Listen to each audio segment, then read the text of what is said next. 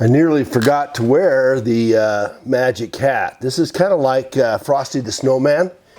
So when I put this on, my brain works better, right? Or maybe it's more patriotic, or maybe it's more Republican, or maybe it's who knows, I don't know. So I'm trying a new mic. You'll have to tell me whether you think it works as well as the old one. There have been a number of questions about other races, including governor races and House races. And of course, a lot of this stuff is going by so quickly. I had kind of declined from talking about the House for two reasons. That is, the House of Representatives, 435 reps, for two reasons. And one was, it's just so overwhelming. There are 435 of them, right? And the second one is, and I think this is really important, and it's more important this time than it perhaps has ever been, or at least has been since the 30s or 40s. And it is this: because of the polarity of our American electorate, people are inclined to vote more on one side or the other because of the mistrust that is there. And as many of the people on my channel have noted, they voted all Republican all the way down through. What I have said, there are people who get on here and say, you know, I'm going to respond to some of the commentors, and then as I do, we'll move from there into these races. There are a bunch of commenters who say, well, this is all idiocy. You guys are just crazy. The Republicans and the Democrats are just the same. They're both evil. They're both dark. They're both underhanded. It is just a big play. It is a mono party running against itself. And to that, I don't entirely disagree. And for the deeper part of it, that is what we will see, certainly as it relates to the neocons and what has gone on since 2001. There's very little difference for us in the electorate between George W. Bush and Barack Obama. Some of you think so. I will tell you, I don't think so at all. As a matter of fact, if you take a look at Mr. Hope, who came in 2009, he kept most of the significant cabinet people and internal workings of the George W. Bush campaign administration, changed it very little, moved very little, did nothing about the international wars and the rest of that he had sworn he was going to do. There was no hope to it. The only hope was, well, I hope you don't mind if I keep up with George W. Bush's administration. You could have voted for McCain and he would have done that, but you hopefully voted for me and I'm going to do the same thing. And I don't think he did anything differently. And some of you will say, well, he was worse here or better here, and that's certainly the case. But it's mostly frosting. It's window dressing. It's not any different. So, yes, that's true. But out beyond that is to recognize that what we're doing right now, or at least what I see us doing right now, is not to establish the Republicans forever because they're such great people and they're going to save the country. It is Trump is a Republican. If there is any hope for changing this in the current modality, without pitchforks, without symbolic pitchforks to overthrow the government, to do what Thomas Jefferson told us to do, to revolt, if there is no way of doing that, if there's a way short of doing that, it is by throwing a wrench in the works, by giving Trump all the rope he can run with, giving him as many people in on his side of the administration, theoretically, as is possible, and at least keep the dialogue from having a constant Maxine Waters drumbeat of impeach the president, because that is a non-productive, non-working process. So and secondly, it gives Trump what he says he wants, which is an opportunity to reestablish the nationalism, the positive engagement, to settle that down. And third, the Democrats right now are promising us that they are going to do open borders, sanctuary cities. They're going to reverse the tax benefits. They're going to reestablish a whole bunch of things. The healthcare issue gets crazier. I don't think it's good either way, but it gets crazier if the Democrats try to flip-flop it and go back to the flim-flam that Obama told us was going to work, which it wasn't designed to work. It was designed to make the insurance companies rich. That's the only thing. It looked like a plan, but all it did is force more money out of us little people to try to make something work. All right, so going to the House itself, the way that the House looks right now, according to Real Clear Politics, and this is the next little thing I'm going to say, is this. There are always a bunch of you that get on that say, well, these polls are no good. We obviously saw that they were no good in 2016. They're manipulated. They're often used to keep us from going to the polls because it's a lost cause. Don't be bothering with it. It's a waste of time. And to that I say, and let me say it, because a few of you are going to comment anyway and tell me that I'm an idiot because I'm using polls. And what I said to you before, and what I'll say again, is it's a matter of interpolation. It's a matter of looking at, on a relative scale, what looks like it works the best to us, but not taking the final word of the pollsters as whether or not something is going to happen, one or the other. First of all, because we vote, right? Polls are not votes. And secondly, because, as many of you know, these polls are skewed. What they've done is they take a sampling of everybody and then they up the Democrat percentage of what they consider to be the Democrat voters, the Democrat polling people, and they up those percentages by 10% and skew the whole thing so that it looks like a valid poll. They took valid statistics, but they skewed the results to make it sound 10 points different. And so you can almost always say, depending on the polling company,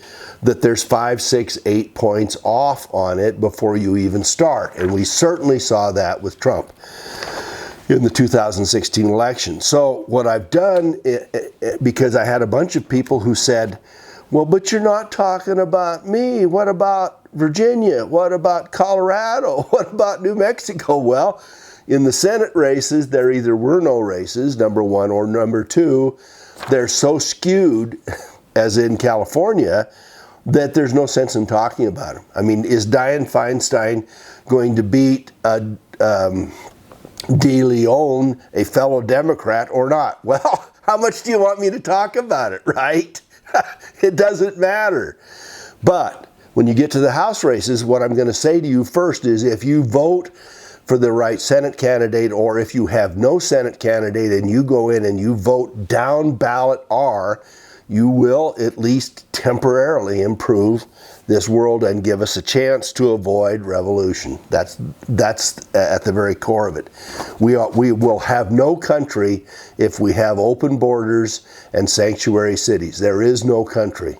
All right, so then I looked at these races that are in toss-up territory. And according to Real Clear Politics, does it answer everything? No, but it's a good place to start. So in the toss-ups, there are 30 toss-ups, according to Real Clear Politics, and all but 3 of them are Republican congressional districts, districts currently represented by Republicans, whether by incumbents that are running or not. And the Republicans appear to have leaning toward their side 199 of the 218 needed. The Democrats have 204 of 218 needed in order to run the House. So most of these 27 of the 30 districts in toss-up are Republicans, and those are the ones that are at risk, and those are the ones which would, if a majority of those flip, would certainly flip the House to Nancy Pelosi. Now there's another dysfunctional piece, right? Paul Ryan was no great benefit to anybody, but Nancy Pelosi is a total disaster. So I went through these, now that I've used up 10 minutes of your time getting to the basis of it. I've gone through these, and here are, for instance, there are 5 toss-ups in California. So if you didn't think California mattered, it does. It makes a difference. And there are 5 districts that are currently Republican in California, 4 of which have incumbents. The 4 incumbents are Denham, Knight, Mimi Walters, and Rohrabacher. And that is in the 10th, the 25th, the 45th, and the 48th districts. Those races are in doubt, and there are 4 incumbent Republicans that are representing California that depend upon people to vote this time, instead of tossing up their hands and saying, I'm not voting for Feinstein, so I'm not going to the ballot. My answer is go. There is also a Republican district where I think it's a woman by the name of Kim running in District 39, and that matters. Florida, you know, you've got the DeSantis versus, what's his name, Gillum, governor's race, and that's really in doubt. And then you also have the Scott and Nelson Senate race, and that's in doubt. They are tight. And if you are going to vote down ballot as well. If you're going to vote for DeSantis and for Scott, vote down ballot as well. And you've got 3 Republican districts currently where Spano is running, where Curbelo is in the 26th district and is an incumbent. And then you've got a very important race, and I'm going to give time to this. It is Donna Shalala, the Democrat, the old warhorse Democrat running in the Miami district, which is, what number is it? 27th. And Donna Shalala was in the Carter administration as Assistant Secretary for Political Development. She was the Secretary of Health and Human Services for Clinton. It was a big deal. She was there for the whole 8 years. She served longer than anybody else. She was the president of the University of Miami for about 15 years, 12, 15 years.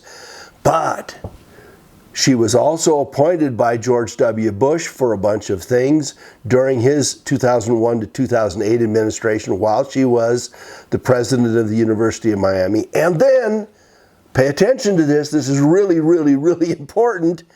She was the chief executive of the Clinton Foundation from 2015 to 2017. So for 2 years, if you want to talk about a dark, skunky, deep state rat, it's Donna Shalala. And against her is running a woman named Salazar, who has a master's in public administration. She is a very highly acclaimed journalist. She is a Spanish language specialist, and one of the few that are. And she has written a book, which if you like this, pay attention. And the book is called If God is With You, Who Could Be Against You? If you're going to vote in Florida and you're in the 27th district, this is the most important vote you're going to have. Well, maybe Scott, maybe DeSantis, but it's a very important vote. In Iowa, there's an incumbent Republican named Young, and it's close. In Illinois, in the 3rd district, there's Roscom, it's close. In Kansas, Watkins. In the 2nd district, it's close. In Kentucky, an incumbent named Barr. In the 6th district, that's close. Maine, Poliquin, the incumbent in the 2nd district. Michigan, Bishop, an incumbent in the 8th district, and Epstein in the 11th. In Minnesota, you've got Hagedorn in the 1st district. That's a Democratic district, which could flip. That would actually help the process, and it's close. In Montana, there's only one, right? So they call it Montana All. That's like hamburger, which is awful, right? And in that, Gianforte is the incumbent and is running against a woman named Williams. It is a very close race. The last one showed Williams slightly ahead, which is pretty amazing, given that Montana went highly for Trump. I think Trump is going back one more time and is attempting to hold up Rosendale against John Tester. And so if you're going to vote there, you've got important votes for both Rosendale and for Gianforte, and those will both make Gianforte. Those will both make a big difference in Montana. If you recall, President Trump made a comment about Gianforte. I think he was the guy that threw down, that tossed over, that body slammed the journalist that kept heckling him and following him and wouldn't let him go. He later apologized for it, but in Montana, it was all good. You know, you have a right to defend yourself. If you were Jeffy Flaky Flake and you were from Montana, if you were a real man, instead, when these people were screaming at you, you'd have said, look, if you want to send me a message, email me, write a letter to my district congressman, but get the hell out of this elevator because you have no right to be here. And after they pushed on him or shoved on him or whatever, he would have pushed them out of the elevator. That's just the way it works. I'm sorry. That's the way it should work. You have a right to defend yourself. So you've got in Michigan, there are two districts, the 8th and the 11th. Bishop is the incumbent. That's hanging in the fire. Epstein is in the 11th. And let's see, maybe I've mentioned that. In North Carolina, there's so many of these. I'm sorry. I'm doing this as fast as I can. North Carolina, there's Harris that's in the 9th district. In New Jersey, in the third district, MacArthur's a Republican. In New Jersey, in the 7th district, Lance is the incumbent. And both of those people need help. New Mexico, votes Democrat, except for Gary Johnson, and that's the alleged independent. But Harrell is running in the 2nd district. That's a tight race. Nevada has districts in the 2nd, 3rd, and 4th. They're Dem districts, and 2 of them. And again, this could make a big difference. Tarkanian, the son of the basketball coach, is running in the 3rd district, and Hardy is running in the 4th district. In New York, New York does matter, folks. There are 2 incumbents in the 19th and 22nd district, Faso and Tene, I think that's how you say it, that are running in toss-up districts. In Pennsylvania, in the 1st district, Fitzpatrick is the incumbent. In Texas, in the 7th and 32nd districts, Culberson and Sessions are incumbents. They're both in toss-ups. Utah, in the 4th district, believe it or not, a Republican is in trouble. It is a woman named Mia Love. She is the incumbent. She's a black woman, which is tough in Utah sometimes, but because it's 98% white and 92% Mormon. Well, no, I know it's not quite, but it is a Mormon state. But that's a Republican incumbent that could use help in that 4th district. In Virginia, see, there's Virginia. It doesn't matter. Kane is going to win. I can do all the predicting. I can rah that all you want, but Kane is going to win. And you've got I think it's in the 5th district and in the 7th district, you've got close races. Riggleman is running in the 5th, and in the 7th, Bratt is why would you come up with Riggleman and Bratt? I mean, that sounds like a duo out of Rocky and Bullwinkle, doesn't it? But Bratt is the incumbent in the 7th district and could use some help. And again, in Washington, even though it's turning bluer and bluer, you've got Dino Rossi in the 8th district, and it is close. Now, it shows that he's moving up. And then you've got some Democrat-leaning districts, and I'm going to go through these because these could make a huge difference. And, everybody should vote. Start off with, everybody should vote. But look at the ones there's one that's leaning Republican, which is a Democrat district, and it is Minnesota 8th. There's a guy named Pete Stauber that's running there that actually is leading. That would flip a district. And there are a bunch of Democrat-leaning districts, some of which are currently Republican, some of which are Democrat, which would make a difference. 2 of them in Arizona, Thomas Halloran versus the Republican Wendy Rogers, the challenger. Wendy Rogers could win this. It's close. And in the 2nd district, Leah Marquez Peterson is down a little bit, but that's an old poll. Don't watch it very closely. It could be way different than that. In California, there's a Democratic district, an incumbent Barra versus Andrew Grant, and there are no polls on that. It could be very close. And in the 49th district, Diane Harkey is in the running. In Colorado, there we go again. The 6th district, Mike Kaufman is the incumbent. It looks like he's down some, but again, it's a fairly old poll. Florida, the Democrat Murphy is a Democrat district, and it's close, and it's a tie again with Mike Miller, the Republican, who could take that. I mean, and could take it by several points. If you follow Larry Schweikert, there are about 70 to 90,000 more Republican votes in early voting in Florida than there are Democrat, and that's a big deal. It could make a huge difference, and it could change the way that the whole Florida landscape works because of the enthusiasm of the Republicans.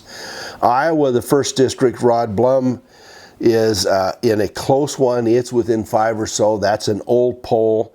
Kansas, Kevin Yoder is the Republican incumbent. That one again is close.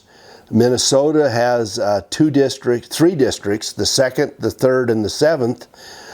2 of them are Republican, 1 is currently Democrat. They're all incumbents running, and they're all within 5 points or so.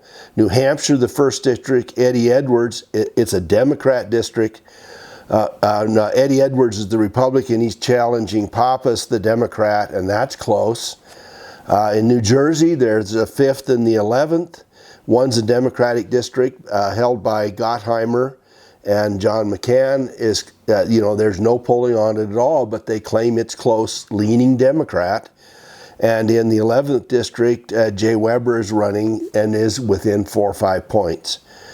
Pennsylvania, in the 7th district, Marty Nothstein is running against a person named Wild. That's within a couple points.